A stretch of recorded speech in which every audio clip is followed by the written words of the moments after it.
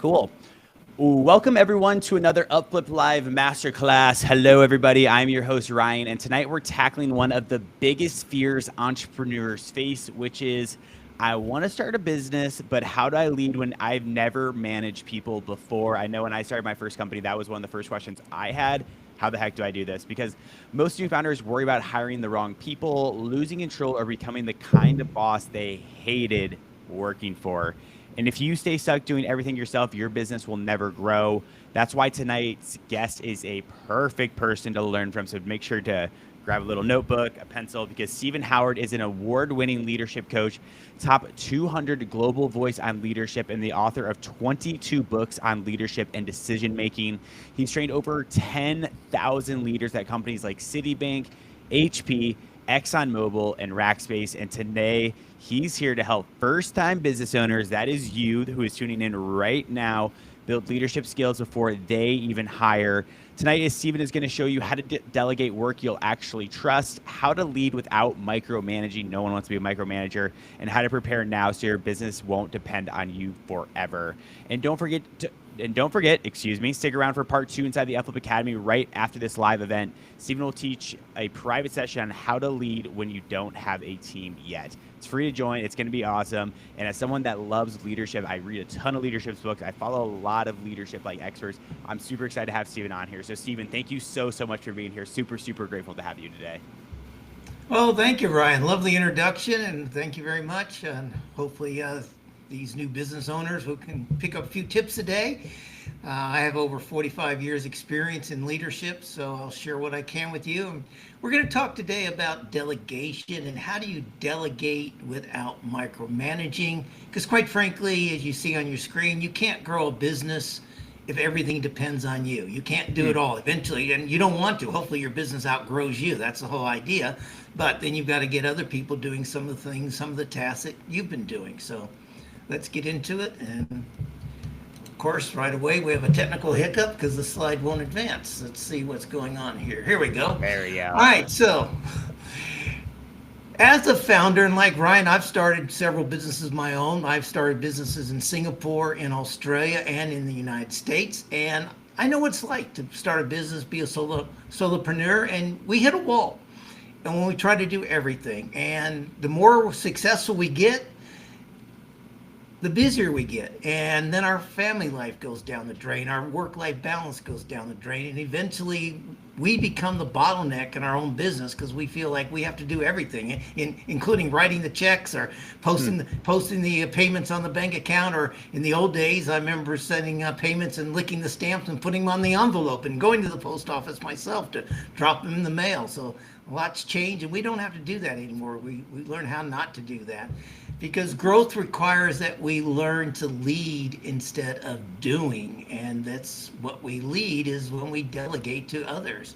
So today I'm going to talk to you about why letting go feels risky, and it does, and how to become more comfortable with letting go of things, letting go of tasks, letting go of assignments, letting go of decisions sometimes. I'll share you some simple tools that to help you delegate that actually work and help you build trust with your employees as you delegate. How to build accountability without micromanaging, and Ryan just mentioned that a little bit. One of my favorite sayings is that no one wakes up in the morning and says, I can't wait to be micromanaged by my boss today. And I've never heard anybody say that. So I'm going to share you some of these leadership habits that I've used over the years in leading global teams, and I still do. I lead a couple of remote global teams from my base here in Phoenix, Arizona. As Ryan said, I'm the author of 26 books, was a top 200 global voice on leadership a couple years ago. And one of my most recent books about leadership is called Human Leadership. It's a people-centric approach to leadership. I wrote it with entrepreneurs and business leaders in mind. And I created the word. You won't find humanity in the dictionary. I created the word by combining human, humanity, and harmony together and talking about our need as leaders to lead human beings and to create workplaces of harmony and well-being. And as I said, I've got about 45 years. It just means I've been around the block once or twice, been around the world a couple of times as well. So So why do we as founders, why do we struggle to let go? Well, it's our business. Oftentimes our name is on the business. Our name's on the business card, and we want to protect that name. We want to protect that brand, and no one's going to care as much as we do about our own business. And also, and this happens not only in the entrepreneurial world, but even in the corporate world. We know we can do it faster if we do it ourselves because we're more experienced. We've done it. We've done it several times, and it takes time to train somebody, to mentor somebody in taking over a task short term. And I'm going to talk to you more about that a little later, about the benefits of delegating and how it frees up your time longer term. And what if they mess up? Well, people make mistakes. As long as it's not something that's ethical or violates the law or is social impropriety or something, or it has huge financial impact for your organization, sometimes it's okay to let people make mistakes because that's how they learn. And we've all learned from the mistakes we've made in life, both professionally and personally. So yeah, these are real fears. I'm not discounting them. They're important fears, but they're fears to understand, but they're not fears that should make you freeze and not take on delegation and letting the people that you hire do work that will free up your time and that will develop them at the same time. So, as a leader, as an entrepreneur, you wear three hats.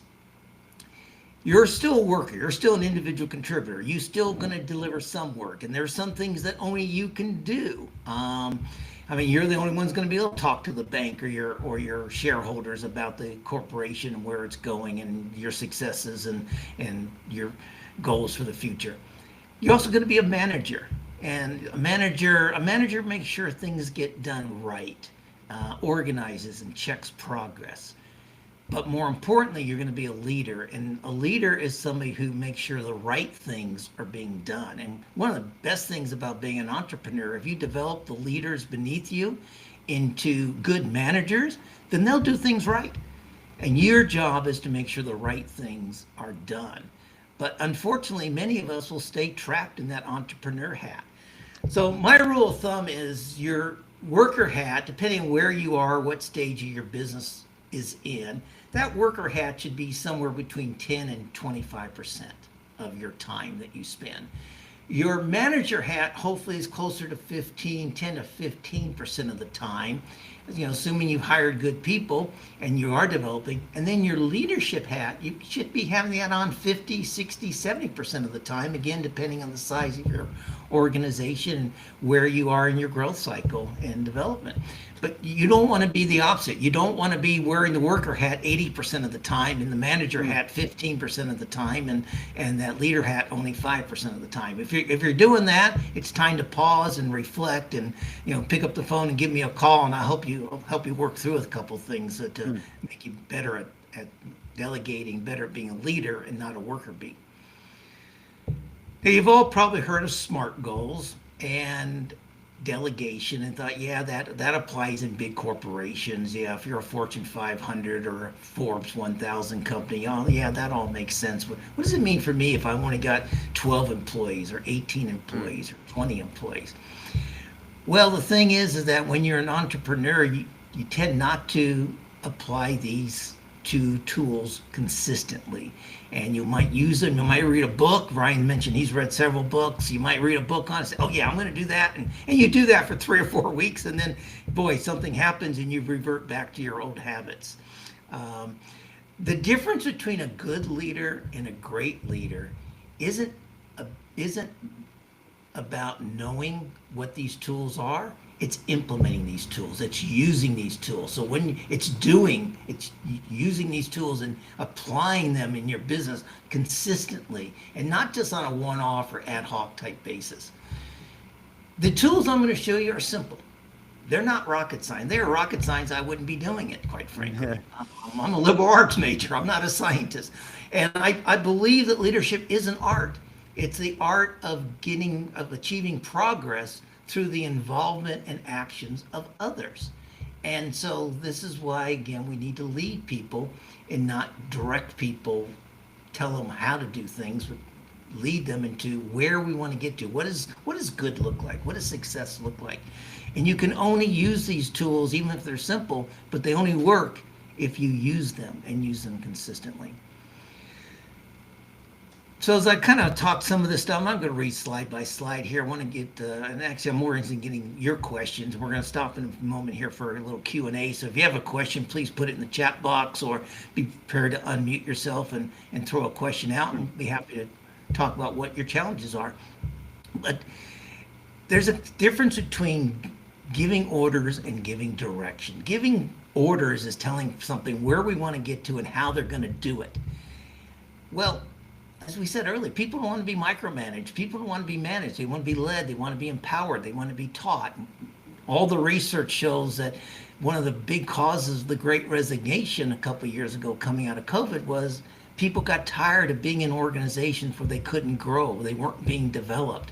Their decision-making skills weren't being enhanced. They were being told what to do and how to do it.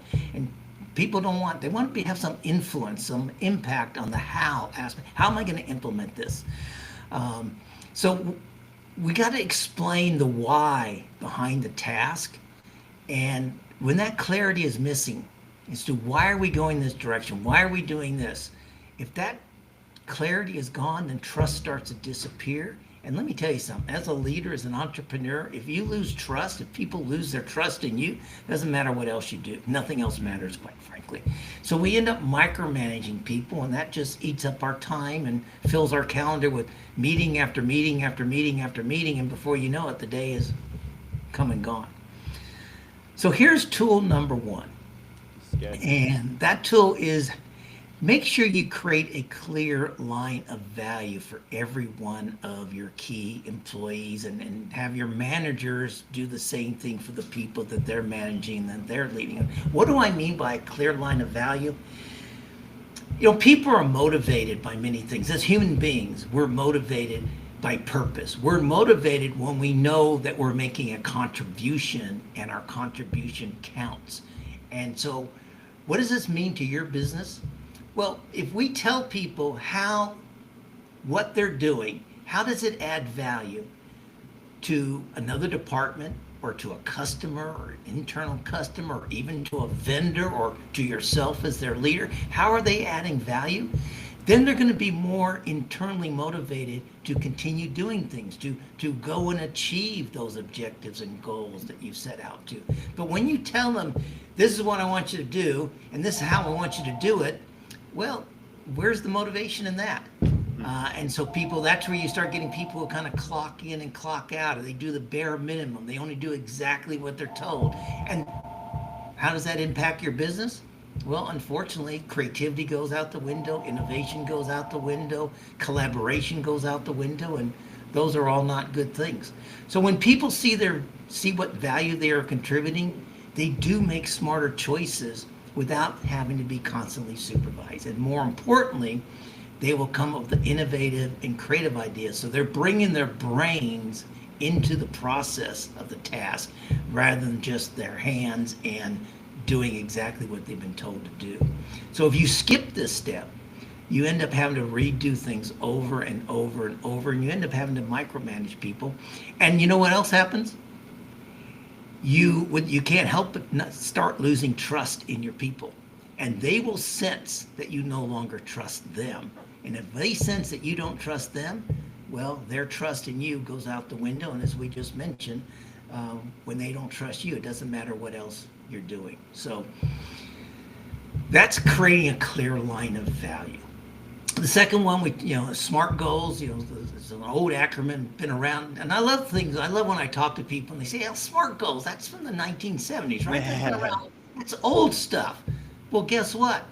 It's been around 50 years and no one's come up with anything better to replace it. So it works, but it works if you use it consistently, as we mentioned. So SMART is an acronym. It doesn't mean intelligent goals. It basically means that the goals you set are specific, they're measurable, they're attainable. If they're not attainable, then people get burned out. I mean, if you tell a salesperson you want him or her to increase their sales 50% over last year, and they realize they can't do that, they get burned out. They stop trying. It's kind of like the person on New Year's Day who says, I'm going to lose 10 pounds in January. And come the middle of January, they've only lost 2 pounds. And come the 21st of January, they've only lost 3 pounds. Well, what happens? They have 9 days left. They give up. they say, I can't do this. It's not attainable. And they don't achieve their goal because that goal wasn't attainable. 10 pounds in a month is a lot for anybody, quite frankly. It has to be relevant to the person and their job, and it has to be time bound. In other words, it has to have some kind of a time frame to it. So, for instance, a bad goal is handle customer emails, respond to emails. A SMART goal is respond to 90% of customer emails within 24 hours using our template. So you can see it's specific, it's measurable, 90%, it's 24 hours, that has a time frame. Is it attainable? Well, that depends on the nature of your business, but 90% for most people would be attainable. And is it relevant? If it's relevant to the person's job, if they're in customer service, yeah, then it's a SMART goal. And this kind of clarity replaces your need to have control. And I'm going to share a little story with you later when my boss gave me a goal and both of us lacked clarity on what that goal meant and the disaster that we set ourselves up for. And here's that story. I was a vice president of marketing at Citibank in Singapore. And my boss told me my goal in January was to implement an inbound call tracking system by the end of the third quarter. I go, great, I got 9 months to do this. And after 2 months, I had done my research. I came back to him and made my big presentation. And I showed him this is what we're going to do and this is what we're going to measure. And at the end of the presentation, my boss looked at me and said, Stephen, is that all I get for my $250,000? I said, well, what else you want? Now, what I had proposed, we were going to do things like we were going to track number of inbound calls. We were going to track the number of abandoned calls that didn't get answered by our switchboard. We were going to track how the length of the calls. We were going to track the timing. What time of day did the calls come in from? I thought that was a pretty good tracking system. My boss said he wanted to know how long people would be kept on hold before they hung up. Was it 90 seconds? Was it 2 minutes? Was it 2.5 minutes? He wanted to know how many times a person had to call back to get their problem resolved. He wanted to know how often do we have to call the customer. He had like 10 other things in his mind that he wanted, that he considered a call tracking system. So I said, good, I'm glad we got that clear. It's now the early March, so instead of third quarter, how about I deliver this by November? And he looked at me and said, nope, you still got to the end of the third quarter. You now have 7 months to go. And that's what happens when you don't have clarity. I didn't have a SMART goal. He realized it was partly his fault too. He didn't give me a very clear goal of what was in his mind. But I walked away and now I had great clarity after that presentation. But now I also only had 7 months to deliver. So that's what happens when you don't have clarity. So let me pause. I like to have a sip of coffee here. And Ryan, do we have any questions from the audience, or you got any questions on your mind? No questions that are coming in right now. So listeners, drop any questions that you do have below and we'll get them answered from Stephen. I think what I love about this, and you can expand on it as well, is we implemented OKRs at my own organization, similar framework to SMART goals. It's, you're setting a goal. What's so important about setting goals, though, as like a leader, that I found is like everyone's then rowing in like the same direction. You have a goal of, hey, we want to do simple math, $100,000 in revenue. Okay, what are like the key results we want to get there? And then there's other stuff that you can do as well. But what I love about like this goal setting framework as a leader is like it really sets up your organization to be successful and like leading in the right way. I'm sure listeners, like you guys got to like find a way to like implement goals from like day one. That's how you're gonna be able to hit numbers, have these audacious goals, but also have these SMART goals and these OKRs. Super important for anyone that's just getting started with business. Super important. Totally agree. And the OKR is a great framework for particularly strategic long-term goals. It's good at the entrepreneur level. I tend to use SMART goals more with people who are on the front lines, the mid-manager level in organizations. I consult to a company that's got like 515 employees right now, and so the OKRs are being used by their senior leaders, and we're using SMART goals for all the like division heads and the middle manager ranks, and using them in combination works quite well. Interesting too. Yeah. That story I just told.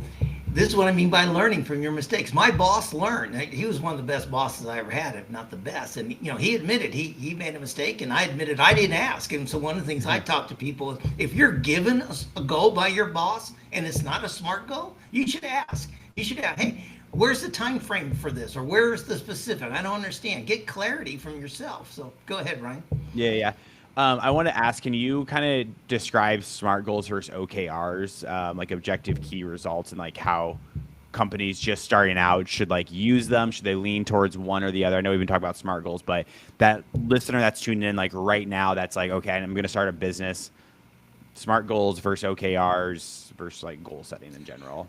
Just It's a great question. I'm not an expert in OKRs, but I will tell you the way I use it is I use it for more strategic goals and Okay. usually on a 2 to 3 year time frame, whereas a SMART goal is it could have a 1 month time frame. It could have a 6 month time frame to it. It's more, I don't want to use the word tactical in nature, but it's more very specific, and it has more measurements. OKRs, the measurements are usually like half yearly or even yearly sort of thing. Where a SMART goal, you might have measurements every week, every month. And then you have also the thing called KPIs, key performance Yep. indicators, and those things you might be measuring every day. If you're in customer service, you would have KPIs, for number of customers you had, number of complaints you had, product defects, product returns, all that kind of stuff would be your key KPIs. You'd want to measure that on a daily basis.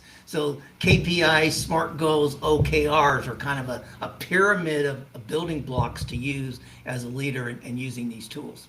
I like it.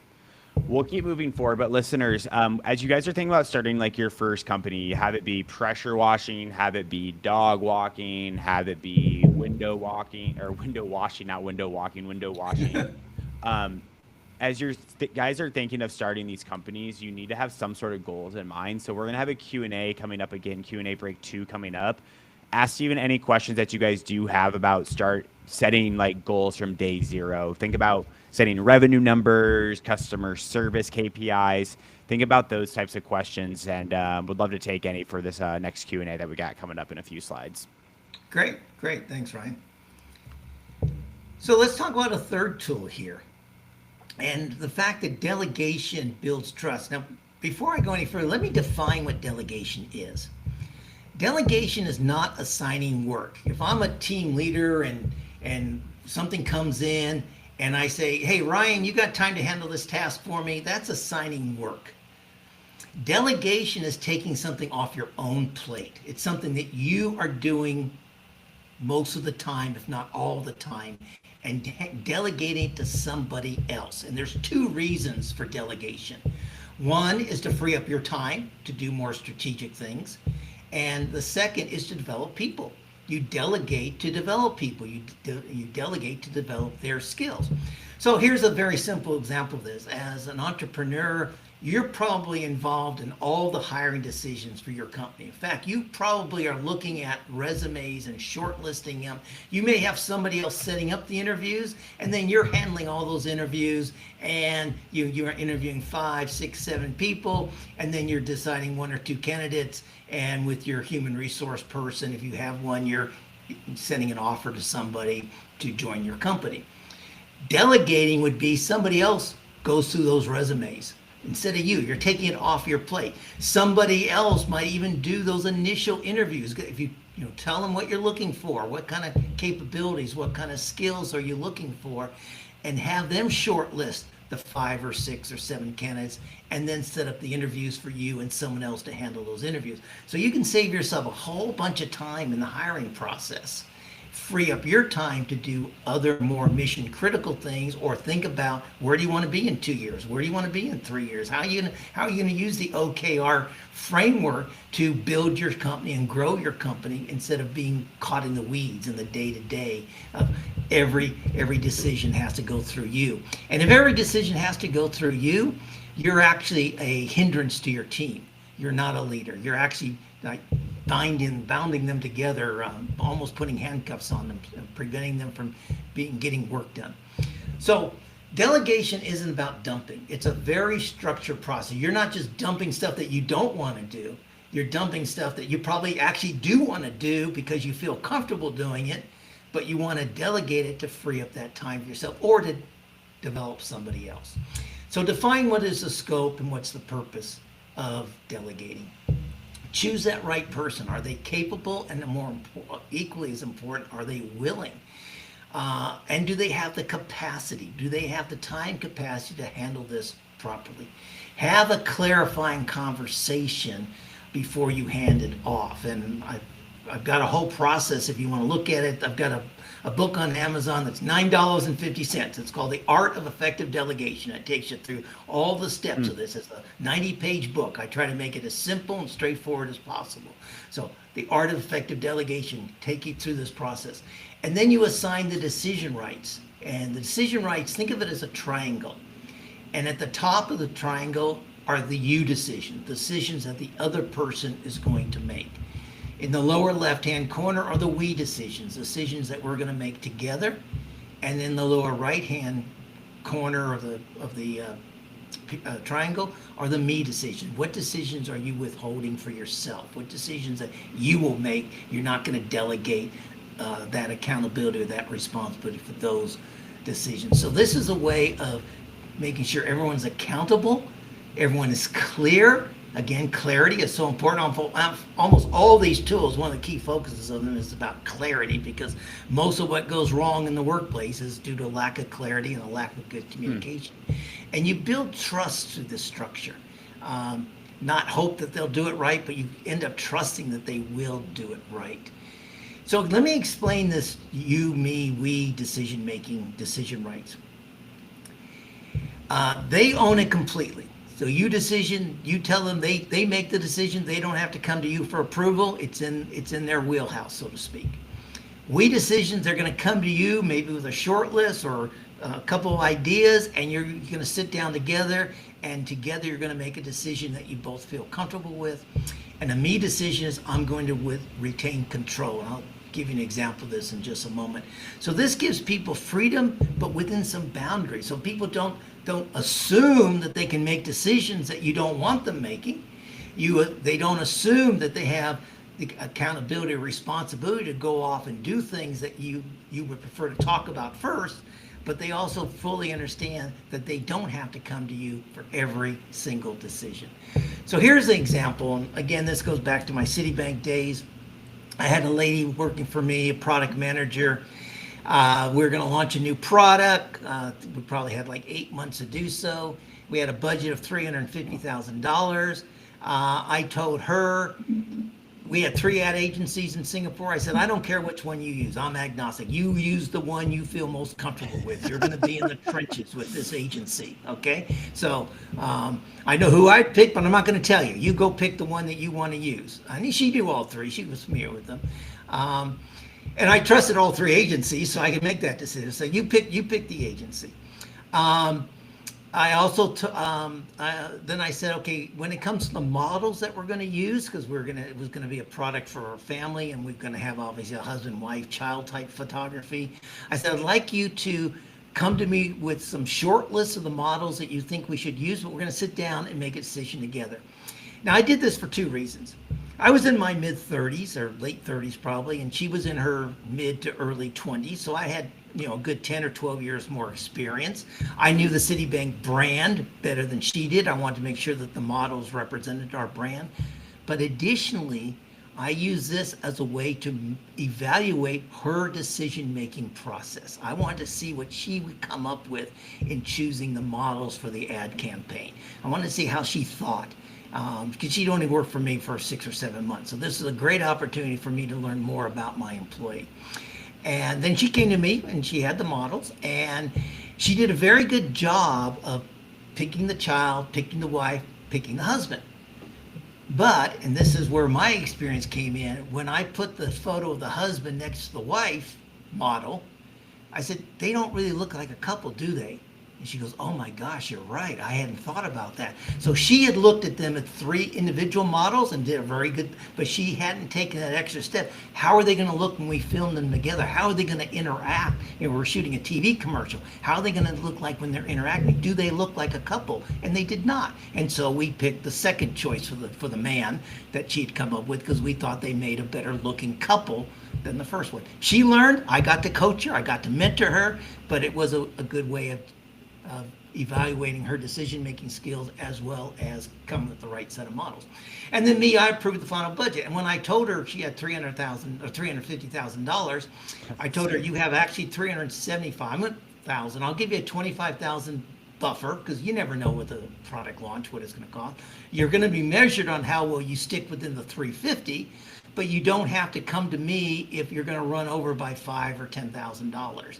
However, if you're going to go over $375,000, as soon as you know that, you need to come to me because it's my budget, I control it, and I will make a decision or we'll work on it together. But I want to know, I will approve whether or not you can spend more than $375,000. So that made it very clear to her what she could decide, what to bring to me, and what I was going to hold in my back pocket because I didn't want her spending $500,000 and blowing my budget for the year. So those are decision rights and how to do it right. But you have to do this up front. You have to clarify this up front. By the way, I'm going to go back to that slide there. You won't know everything at the beginning. You won't know everything when you delegate. So when you have a status review with the person that you delegated to, one of the topics on your agenda should be, let's review our decision rights. What other decisions have come up? What other decisions do we now see that we didn't see at the beginning of this project that we now need to put into one of those three buckets? You decisions, we decisions, or me decisions. So it's, again, a tool that you use consistently, not just one time. And then let's talk about feedback.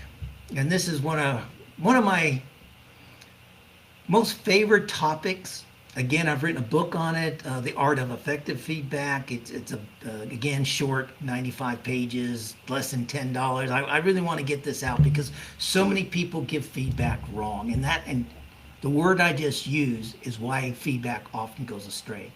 People give feedback. And I would like you to take that out of your mindset. You don't want to give somebody feedback. You want to share feedback with them. If you're giving feedback, it has a connotation of a one-way conversation, and you enter it thinking that you're going to dominate the conversation because what you have to say is more important. If you share feedback, you're going to have a dialogue about the situation. You're also going to encourage them to suggest solutions if it's something that needs to be corrected with it.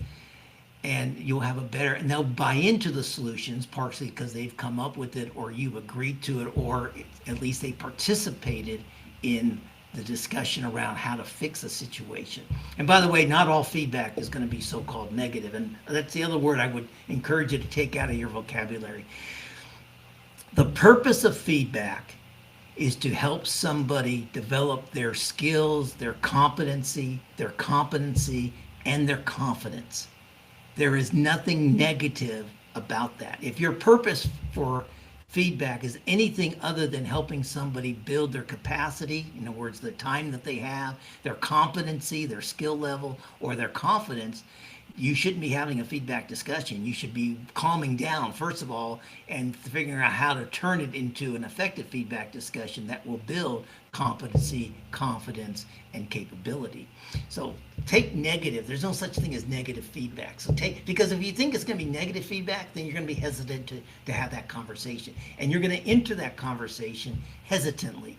You're going to not be confident in holding that conversation, and the other person is going to tune into that, and they're going to think, oh, well, I'm not sure he means this, I'm not sure she means this, or I'm not sure this is really important.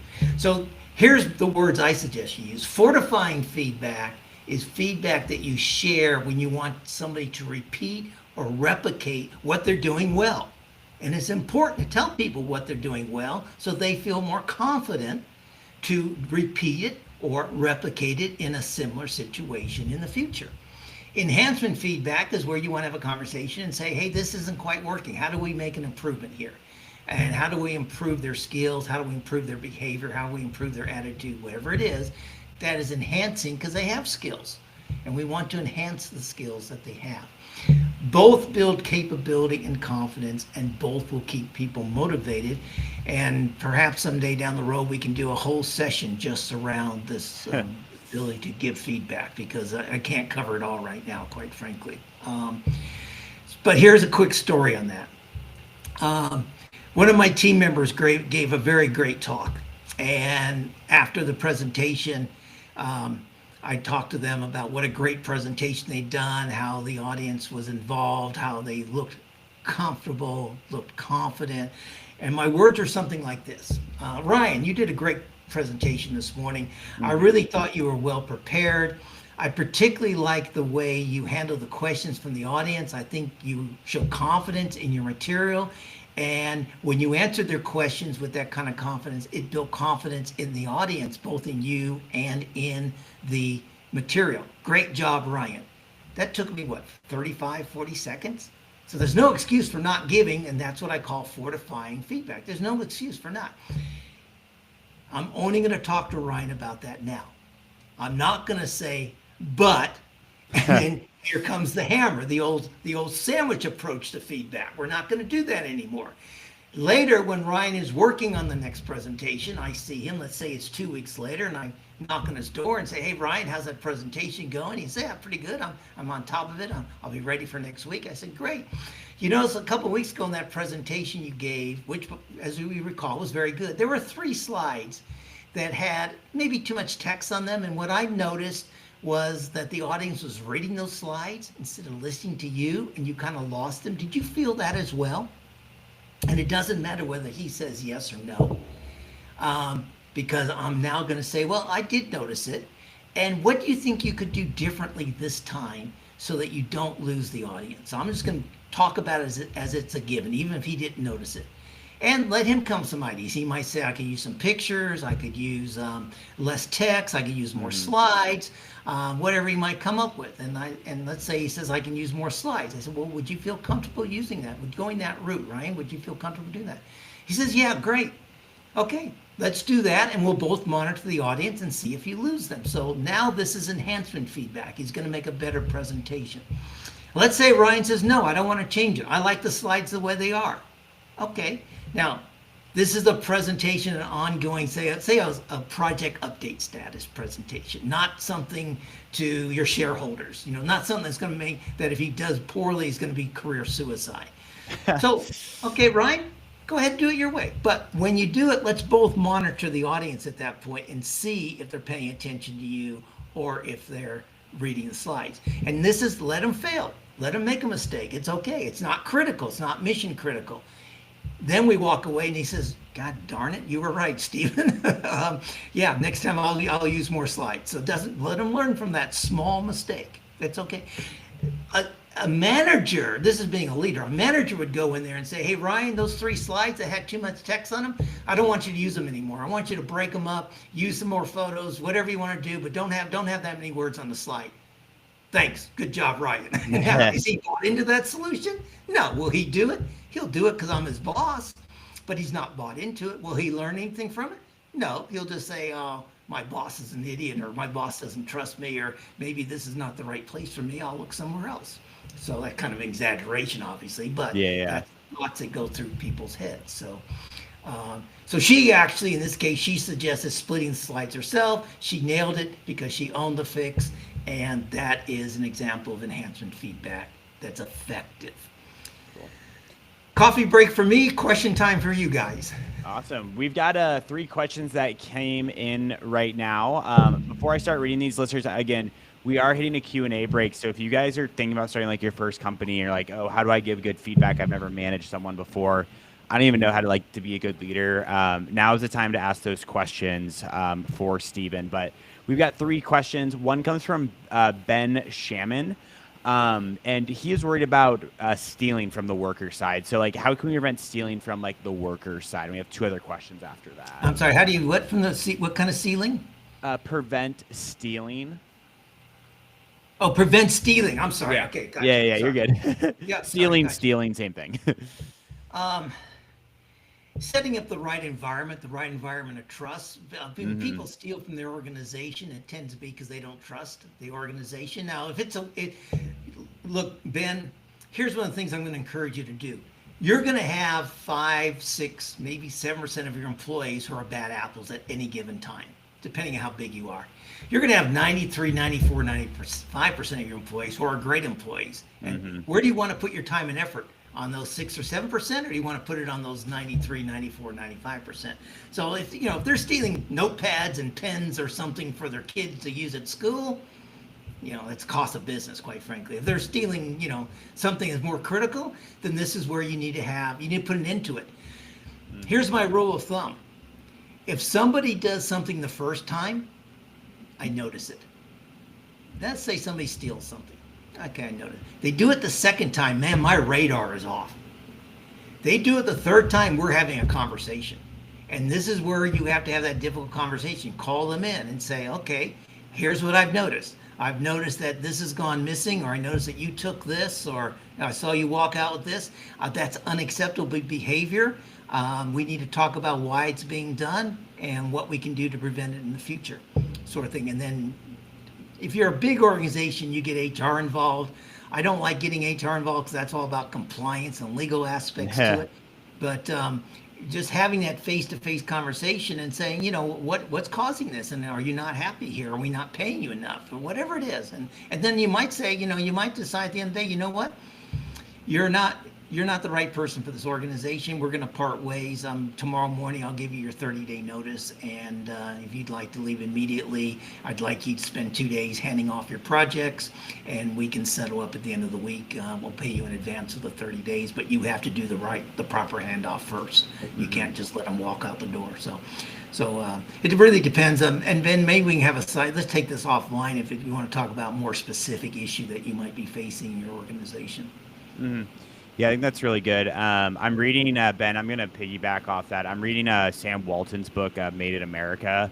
And I discovered a chapter where he went through a lot of people stealing from his store, employees, and he set up KPIs to make sure that didn't happen. I don't know, you'll just have to read the book. But cool, let's go to these two more questions. And again, listeners, I'm going to encourage you, if you're thinking about starting a business and need help, here's the time to ask. But this one comes from Tanya. How do you handle yourself when entering a leadership position without prior experience? I am worrying about building relationships and mutual respect. Kind of a big question there. Tanya, 2 words to answer your question: be yourself. And if anyone's ever told you to fake it till you make it, please don't, because people will pick up on that. I think that was a terrible concept that came out about 15 years ago or so. Be yourself, educate yourself, not trying to say anything, but obviously UpLift is a great place to learn from other experts and people with experience. Read books. I mean, Ryan's got a lot of experience. As he said, he's still reading books. I've got 45 years in this business. I've trained and mentored over 10,000 people, and every year I read at least 5 leadership books. Every month I'm probably reading anywhere from 30 to 40 articles about leadership. Do I learn something every time? Not necessarily, but sometimes it reminds me of something I've kind of forgotten, or it's on the back burner. Sometimes I think, wow, that's an interesting perspective. Let me think about it. How could that apply to one of my clients? You know what? That applies to the guy I'm coaching over there. Let me mark this article to talk with them about. So just educate yourself, but put people first. If you put people first and develop your people, you will get the long-term results you want. If you only focus on results, you will get the results, but you will burn out your people. You can focus right now to achieve all your fourth quarter goals and end 2025 on a high, but then will your team be functional? Will they be able to work together and collaborate together in the first quarter next year? See, too many people focus on these quarterly result things, and they don't think long-term or even medium-term. And if your team is burnt out and angry with each other, and they end up hating each other at the end of the fourth quarter, what do you think your first quarter is going to go for you? And this is why so much of the business life is like a roller coaster. It's up and down, up and down. Yeah, that is for sure. Focus on your people, develop your people, and let's have a side conversation. I'm sure Ryan will give you my contact details at the end of this presentation. Yep. We have one more question. We do have 10 minutes total, so we'll kind of high level this one so we can get to the rest of the presentation. So this one comes from Carolina. I love this question, Carolina. How do you go about providing enhanced feedback when working on in a fast-paced environment and might not be able to wait some time? It doesn't. It may not need to wait. My example was, I waited a couple of years. Feedback should be timely. That's one of the key rules about feedback. Now, example I gave, Ryan was giving a presentation 3 weeks later. Timeliness should either be right after an incident or right before the next time it's going to occur. So in his case, I could, that example I gave, I could do it later. If not, you want to do it right then, but you don't want to sugarcoat it. Don't say things like this is not a big deal or this is not important. Don't say anything like you did a great job, but forget the sandwich approach. Just say we need to have a conversation. Things are not working up to expectations. Let's have a conversation. Let me share my perspective. I want to hear your perspective, and then together I want us to work on finding a solution. The last thing I'll say real quick, they may not come with a solution right now. That's fine. Tell them, look, this is really important. I'd like both of us to think about this for 48 hours. Let's get together again on Friday afternoon and let's re-dialogue and talk about potential solutions. Give them time to think about it. I love it. That's great advice and great question there, Caroline. But with about this 9 minutes we've got left, let's keep moving along. Keep going. Let's do it. All right. Thank you, Ryan. Keep me on track here.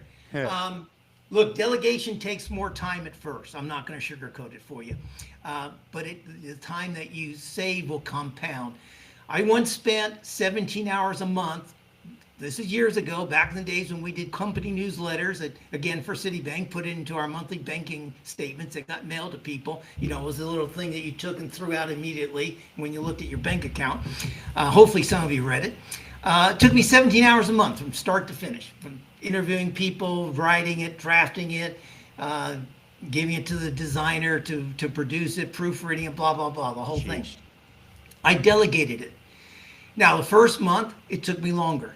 I think the next slide, we go into more details on this. But after 6 months, I was down to 1 hour a month because I delegated somebody, that other person had taken it over. They were doing a great job on it. All I had to do was a quick quality control check, overview it, make sure the spellings were correct, things of that nature. And I think sometimes I even did it in less than an hour. So that gave me 244 hours a year saved. Now, it took 6 months to get there.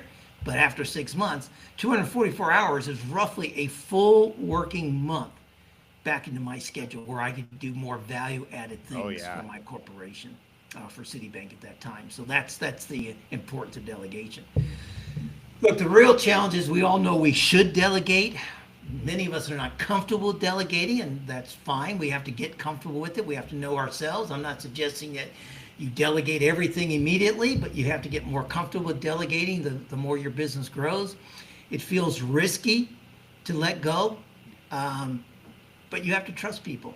And people don't need to earn your trust. You need to trust them. That's why if you can't trust them, then why did you hire them? And that's a good reflection point for you, good reflection question. The process that I have, again, that's in the book, it's going to be in the program that we talk about in a moment. The process is in that program. It builds trust through design of the process. And delegation is a process. It's not a one-time event. It is a process. And that process increases clarity, accountability, and communication. So the questions always come up, well, what if they don't do it right? Well, they probably don't do it right because you didn't define what right looks like up front. What is right? What is success? What is success going to look like? And that's why it's a process. And the delegation process starts with that delegation discussion. Yes, you may spend more time explaining it. Yes, the first month I spent more time. I spent 18 hours on that newsletter after I delegated because I was like holding the person's hand. The second month it was also 18 hours. The third month was back to 17. It was only by the fourth month that I started saving time.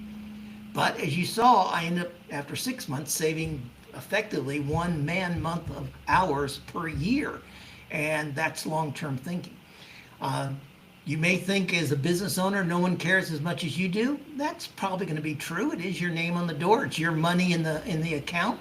But you're not going to grow your business if you can't inspire and instill that sense of responsibility, that sense of care, that sense of pride in what they're doing. And it goes back to that clear line of value, and that will instill pride in people who will care, maybe not as much as you do, but really close.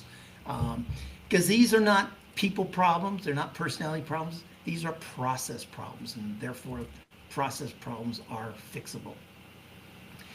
Why don't people do this? Well, They never block the time for planning. They never block the time for reflection. Quite frankly, they never even go back to block the time to learn the process. Most people think delegation is just, I hand it over to somebody and that's, you do that, that's abdication. That's not delegation. You get stuck doing urgent work instead of leading, or you get stuck doing the work because you like doing that sort of work. You're good at it. You get a sense of accomplishment from doing it, but you're no longer the worker bee. You're the entrepreneur. You've got to drive the organization forward. That's no longer your responsibility for it. It's kind of like parenting. At some point, when your children are young, you're going to make their beds for them in the morning. Even when they go off to school, maybe when they're elementary school. But by the time they're in junior high school, it's no longer your job to make their beds. They need to be making the beds themselves and cleaning the rooms and other things. And that's the way how you delegate to your children. Give them those responsibilities. That's how you need to delegate to your workforce. Great. Because success is less about speed. We focus too much on speed, and it's more about direction. One of my favorite phrases that I use when I'm mentoring people is sometimes we need to slow down to speed up. I slowed down on that newsletter. I slowed down, spent more time training and mentoring somebody, coaching them on how to do it, and then I sped up, and boy, did I reap the rewards for doing so. If you fix that mental aspect about delegation, your growth ceiling really disappears because growth is no longer dependent solely on you. So, delegate work you trust, grow your business, become a more successful entrepreneur, become the kind of entrepreneur who's so successful you want to start a second and a third company, whatever drives you. Define value for people, define the value that they're delivering to the organization, to your customers. Define what success looks like. Set SMART goals. Use a SMART goal format. Yes, it's a 50-year-old tool, but you know what? It still works. It's still very valuable. Use KPIs, use the SMART goals, use this new OKR. It's kind of new. It's about 5 or 6 years old now, I think. Use them in conjunction with each other, and use them consistently. Use feedback. Share feedback that builds confidence, not instills fear in people. And lead by direction. Don't lead by control, because as I said earlier, no one wakes up in the morning and says, I can't wait to be managed by my boss, and certainly no one has ever said, I can't wait to be micromanaged today. Yeah. So, I think we got it. I think we got within your 9 minutes there. Hopefully we have time for a few more questions. There is a bonus session, part 2, for those of you who are already Academy members, and that's going to be where we talk about how do you lead when you don't have a team yet. So maybe when you're still the solopreneur, what you be thinking about before you start hiring people? What kind of leader do you want to be? What is your mindset? And so we're going to do that up next. So thank you very much. Hopefully this is giving you some new ideas, some things to think about. Excuse me. And I welcome any other questions you have. And I welcome a conversation with you anytime you want. Reach out to me. Cool. Yeah, it looks like we don't have any more questions in the chat. If you guys have them, feel free to drop them real quick. I know there's a little bit of a lag, but hopefully we can get something in. If not, you guys can join us for part 2, which is going to be starting here about 6 minutes in the UpFlip Academy. Go to the UpFlip Academy, go to workshops, and you will find it in there starting again here in about 6 minutes. So this has been really good. I'm excited to get a little bit deeper into like solopreneurs, and I know a lot of people may not want to manage teams or they're just getting started. So that's going to be a really good session. So Stephen, thank you so much for your time today. A lot of good insights here, and I'll see you in about 6 minutes for part 2. I'm really excited for it. Great. Thanks, Ryan. Thank you, everybody. Thank you for those great questions. Awesome. See you all over there.